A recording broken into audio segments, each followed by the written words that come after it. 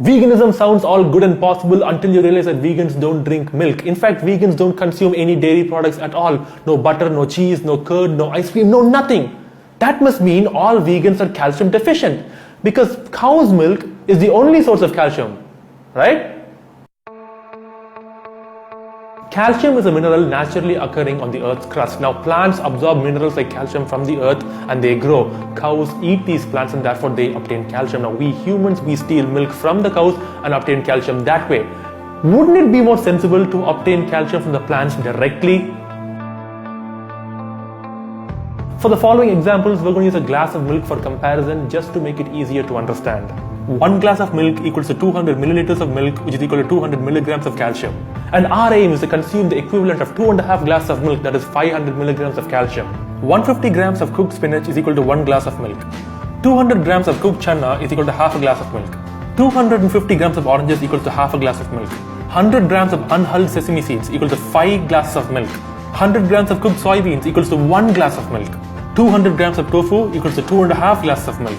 100 grams of curry leaves equals to 4 glasses of milk. 100 grams of coriander seeds equals to 3.5 glasses of milk. 100 grams of jeera equals to 5 glasses of milk. Now, if you just include a few of these foods in your diet every day, you will get all the calcium you need.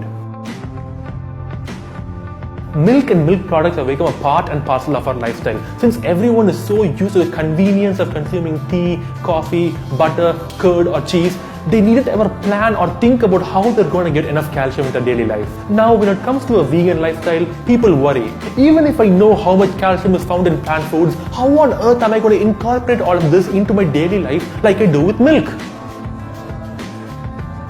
I want to change your perception of how you look at food. I want you to stop looking at food as individual nutrients like calcium, protein, iron, etc. Instead, look at it as a meal, a balanced meal that will provide you your daily needs for all nutrients. I want to stress how important it is to stick to traditional Indian vegan meals because traditional vegan meals are inexpensive and practical for all. Let's take our knowledge to the kitchen now, shall we? Take a dish such as aloo gobi and say you eat that with 4 chapatis. That means you consume around 40 grams of wheat, a cup of cauliflower, 200 grams of potatoes and will be consuming along with that some herbs and spices. Now sadly in this app, I'm using Chronometer by the way, I'm able to add only jeera and coriander as there is no option for curry leaves and mustard seeds. Were we able to include the curry leaves too, this would be touching nearly 80 milligrams of calcium. Now look at that, a simple ethnic dish that contains so much calcium, yet we never stop to appreciate this. And that's what I want you to do. I want you to eat those curry leaves, pudina and coriander added to your food. I want you to eat those coriander seeds, mustard seeds and jeera seeds. There is so much nutrition packed into those foods and yet we never consider it. If you make upma or poha, you could roast a tablespoon of sesame seeds on the side and just sprinkle that on top as a garnish and get another 19 milligrams of calcium with that meal.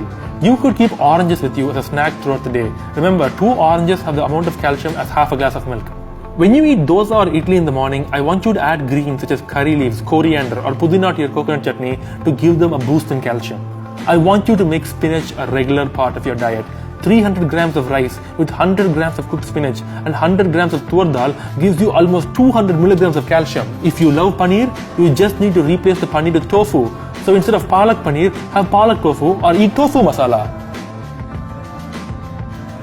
I'm just giving you a few examples, but there's so much more you could do in the kitchen. Chana masala with roti and some veggies like cucumber, carrot and onion on the side. 50 grams of badam as a snack.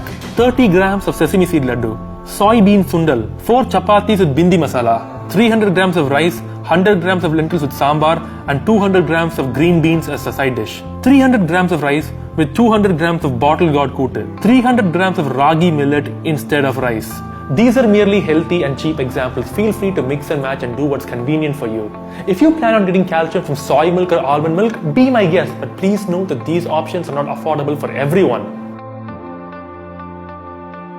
Due to slick advertising and a lot of lies, the milk industry has actually managed to convince us that we humans need to consume the mammary secretions of another mammal for having strong bones, and if we fail to do so, then we will get bone-related diseases.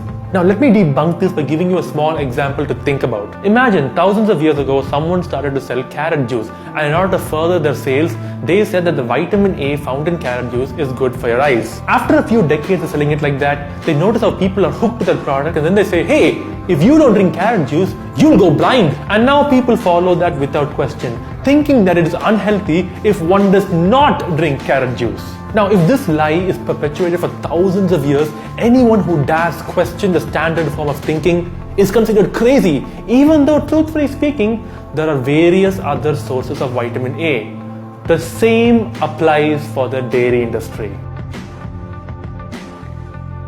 We have scientific evidence showing that consuming merely 150 milligrams to 200 milligrams of calcium a day, even for pregnant women, doesn't lead to any sort of deficiency. In reality, the calcium requirements for humans is low, extraordinarily low, far lower than what the dairy industry would have you believe. However, an ideal amount of calcium to have per day would be 500 milligrams of calcium.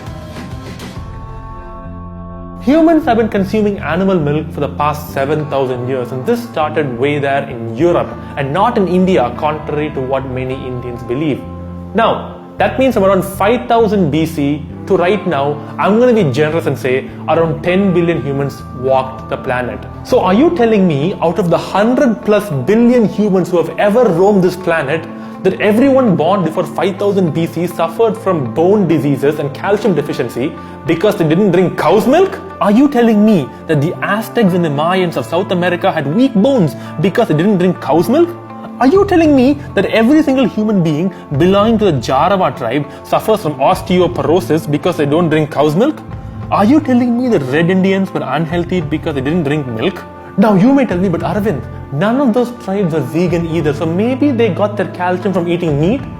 But meat is not high in calcium. Even if you were to eat 1 kilogram of beef, you would hardly even get 100 milligrams of calcium. They got calcium by consuming rice, corn, wheat, potatoes, sweet potatoes, beans, peas, lentils, green vegetables and fruits.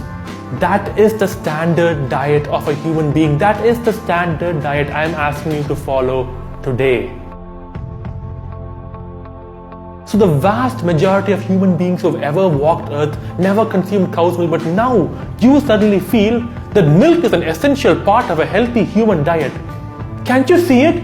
You've been duped by the dairy industry. They lied to you with the law of unique positioning. You would have heard of companies selling cell phones that have cameras as powerful as a DSLR, and they promote those cameras so much, but they forget to tell you that the battery of those phones lasts only for a few hours. That is, they promote one positive thing about their product to death, and they don't tell you anything negative about it at all. The dairy industry has told you that milk contains calcium and that you need a lot of calcium. But have you ever heard the truth about milk? The truth that no TV ad ever wants to tell you? Did you know that milk consumption leads to bone-related diseases? The galactose found in milk leaches out calcium and phosphorus from your bones. Lactose, on the other hand, causes diarrhea, stomach cramps, and excess mucus formation. The high amount of saturated fat and cholesterol found in dairy products leads to heart attack and strokes. Casein, which is another harmful component found in milk, promotes the growth of various cancer cells. Casomorphine is nature's way of making sure that a calf drinks enough milk and sticks close to the mother cow. This is because the morphine reacts in the brain and makes the milk addictive. Now the same reaction happens for us humans too, which is why we find it so hard to give up dairy products like cheese. And thus, these products react in our brain just like drugs. I went vegan because I realized I no longer wanted to be cheated and duped by marketing and corporations that lied to me and told me I needed to consume milk when I didn't have to. I went vegan because I realized there are far better sources of calcium out there which did not have the same bad repercussions that dairy did. I went vegan because I realized that no matter what difficulties I faced in giving up milk, those would amount to nothing when compared to the difficulties a cow or a buffalo faces on a dairy farm. I went vegan because I realized that no matter how much ever I miss cheese, curd and ice cream, a calf would miss its mother 1,000,000 times more when it is separated from the mother so that its milk can be sold on my behalf. Please think about it. Do the right thing and go vegan today. Thanks for watching. This is Arvind, Activist, signing off.